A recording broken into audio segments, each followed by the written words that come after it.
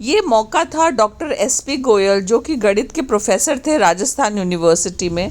उनके स्कॉलर्स यानी कि उनके पीएचडी करने वाले स्टूडेंट्स सब एकत्रित हुए जयपुर में, और उन्होंने उनको फैसिलिटेट करने का सोचा। तो ये फैसिलिटेशन प्रोग्राम सर के लिए और ऑफ कोर्स उनकी भाभी जी के बिना तो उनकी सक्सेस का कोई मतलब ही नहीं था। तो भाभी जी और भाई साहब दोनों को फैसिलिटेट किया गया यहाँ पे, और सभी स्कॉलर्स उनके एकत्रित हुए। फिर क्या था, सिलसिला चला बातचीत का और एक दूसरे को अपने बारे में बताने का, और ग्रुप फोटोग्राफ तो होनी ही थी।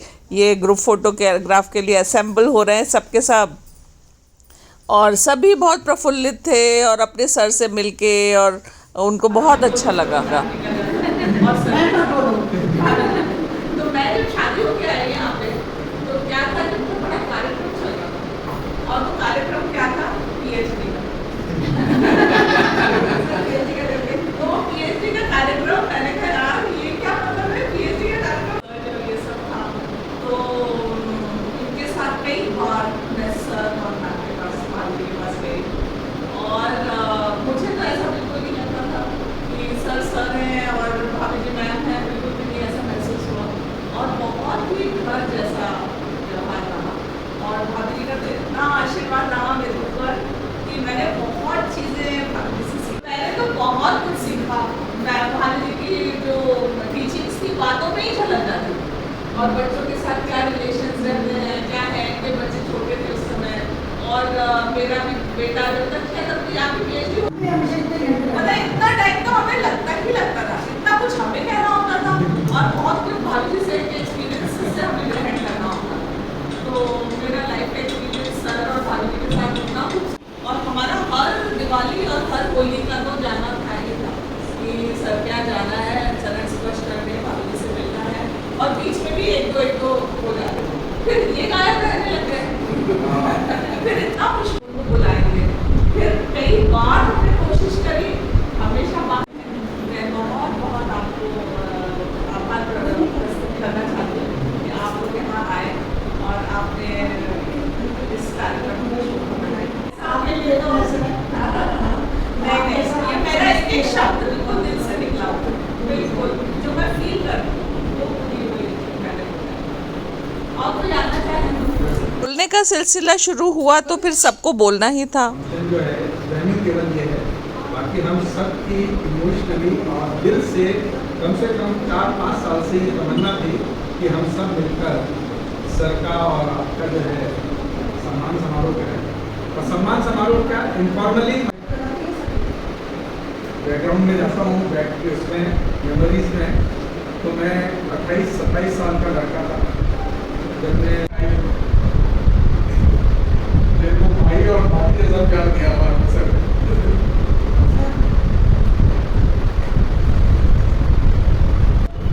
एक्चुअली शायद सभी की बातें, मैं अपनी बात नहीं कह रहा हूँ, माइक भी कहीं ना कहीं किसी न किसी मोमेंट पर हम सभी ये फील करते हैं कि आज की तारीख में हम जहाँ पर भी हैं और जहाँ पर भी स्टैंड कर रहे हैं, सिर्फ सर और मैडम के आशीर्वाद की वजह से है।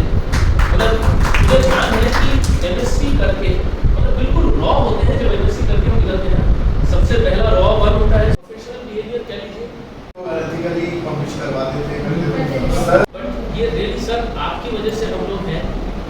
सो बहुत मतलब थैंक्स कहना तो शायद उचित नहीं होगा, मतलब क्या गुरु शिष्य का मिलन देखकर मन बहुत ही प्रसन्न हुआ। अब कोई बात नहीं, इसको एक बार और क्रॉस चेक कर ले, ठीक है।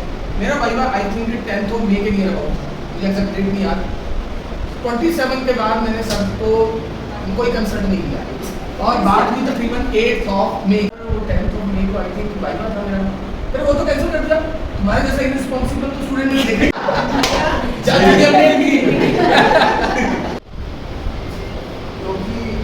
क्योंकि जो विचार मेरे लिए प्रकट करे गए, वो सबों को धन्यवाद। हमने बोला अरे तुम तो अग्रवाल हो, तुम तो हमारी बेटी हो। सर ने कहा नहीं तुम पहली होगी, तुम हमारी बेटी हो। और वो बात अलग है कि मैं मैथ्स की हूँ और मेरे सुपरवाइजर 2 है, वो भी एसपी है, एक एसपी यादव है। लोग मतलब very मैं- social। मतलब वो मैं सबसे सबको भाई मैं सबको जानती हूँ, मैं किससे सुनती शादी हो गई थी तुम्हारी? तो जो भी रिसर्च का मैटर मेरे साथ डिस्कस करोगे वो आपस में भी, इवन आपस में, जैसे मैं अलका और ऋतु हम तीनों रहते थे उस टाइम पे, शादी करोगे तो मेरे से पूछ के करोगे कब कोई किसी भी तरीके का कॉम्पिटिटिव एग्जाम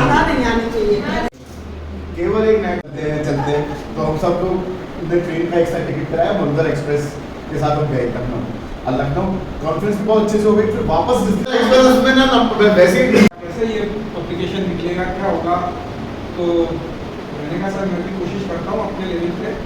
तो एक प्रोफेसर वर्मा थे झुंझुनू के, इतना डेडिकेशन। मैं की जो मतलब जैसे बोलते हैं कि कायल जब रुचि जी की शादी के टाइम पे मैं एक मतलब विश्वास शादी किया में गया। भरोसा किया हुए और ऐसे शीघ्र ही लंच टाइम हो गया था और फिर एक इनफॉर्मल माहौल हो गया और सब अपनी अपनी प्लेट लगाने में लगे थे। मेन्यू बहुत इंटरेस्टिंग था।